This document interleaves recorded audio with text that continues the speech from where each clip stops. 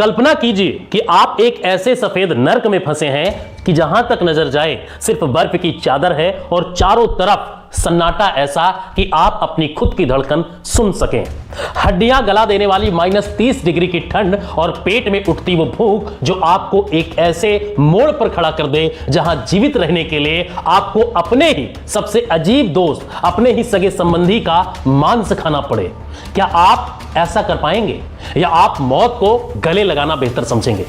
यह कोई horror film की कहानी नहीं है, यह हकीकत है उन 45 बदनसीब मुसाफिरों की जो 13 अक्टूबर 1972 को फेयर चाइल्ड फ्लाइट 571 पर सवार हुए थे, जिसे दुनिया आज इंडीज के चमत्कार के नाम से जानती है। वो असल में रूह कपा देने वाली क्रूरता और कभी ना हार मानने वाले इंसानी जज्बे की वो दास्तां है जिसे सुनकर आज भी दुनिया सन्न रह जाती है।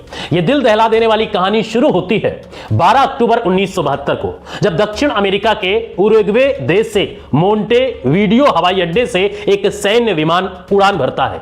इस विमान का गंतव्य था चिली देश की राजधानी सैंटियागो। इस छोटे से विमान में ओल्ड क्रिश्चियंस नाम की एक रग्बी टीम के खिलाड़ी सवार थे जो एक बड़ा मैच खेलने चिली जा रहे थे। उनके साथ उनके माता पिता, भाई बहन और कुछ करीबी दोस्त भी थे जो इस सफर को एक खुशनुमा पिकनिक की तरह मना रहे थे। कुल मिलाकर विमान में 45 जिंदगियां थी, जिनमें 5 अनुभवी क्रू मेंबर्स भी शामिल थे।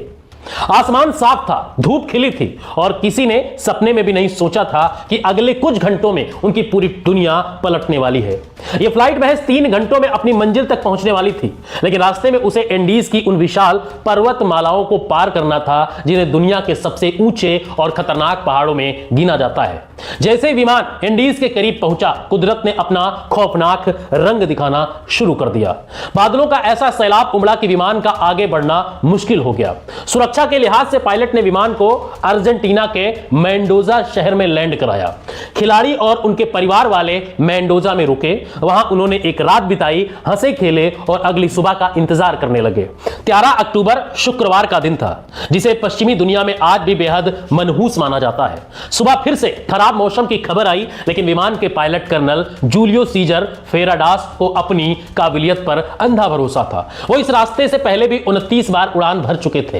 पहले उसे लगा कि वो इन पहाड़ों की मिजाज को आसानी से मात दे देगा। दोपहर 2:21 पर विमान ने फिर से उड़ान भरी। सैंटियागो अब सिर्फ 1 घंटे की दूरी पर था। विमान 18,000 फीट की ऊंचाई पर उड़ रहा था, लेकिन जैसे जैसे वे पहाड़ों के बीच पहुंचे, इंडीज की चोटियों पर घने कोहरे ने विमान को पूरी तरह निगल लिया। विजिबिलिटी शून्य हो चुकी थी। पायलट अब केवल विमान के उपकरणों के भरोसे था। यहां पायलट से एक ऐसी जानलेवा चूक हुई जिसने 45 लोगों की किस्मत बदल दी। बादलों के अंधेरे में पायलट को लगा कि उसने इंडीज की मुख्य चोटियों को पार कर लिया है और अब वो चिली के मैदानी इलाकों के ऊपर है। उसने एटीसी से नीचे उतरने की अनुमति मांगी।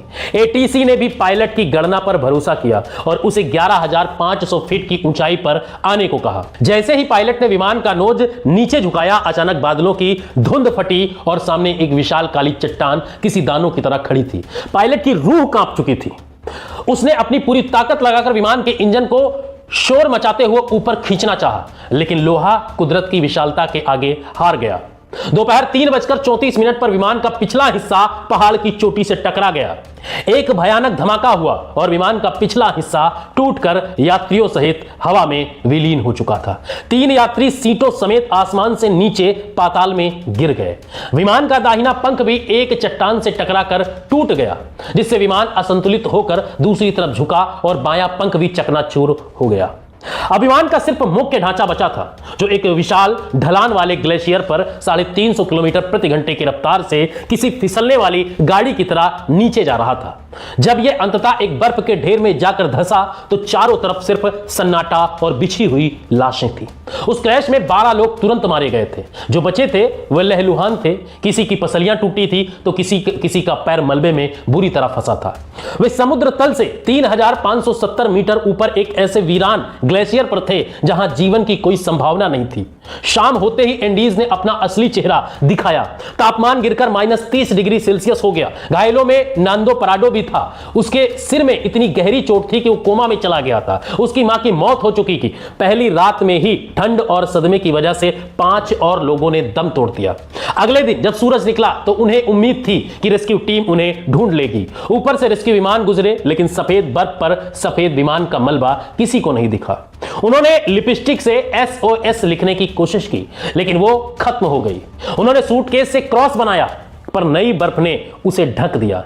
क्रैश के 3 दिन बाद नांदो पराडो को होश आया तो उसे पता चला कि उसकी मां नहीं रही और उसकी 19 साल की बहन सुसाना तड़प रही है। 8 दिन बाद सुसाना ने भी उसकी बाहों में दम तोड़ दिया। खाने का हर दाना खत्म हो चुका था। भूख अब एक पागलपन बन गई थी। तभी मलबे में मिले एक रेडियो पर उन्होंने सुना कि उनका सर्च ऑपरेशन बंद कर दिया गया। अपने ही मरने की खबर सुनना इंसान को भीतर से मार देता है। अब जिंदा रहने के लिए उन्होंने वो फैसला लिया जो रूह कपा देता है, अपने ही मृत साथियों का मांस खाना।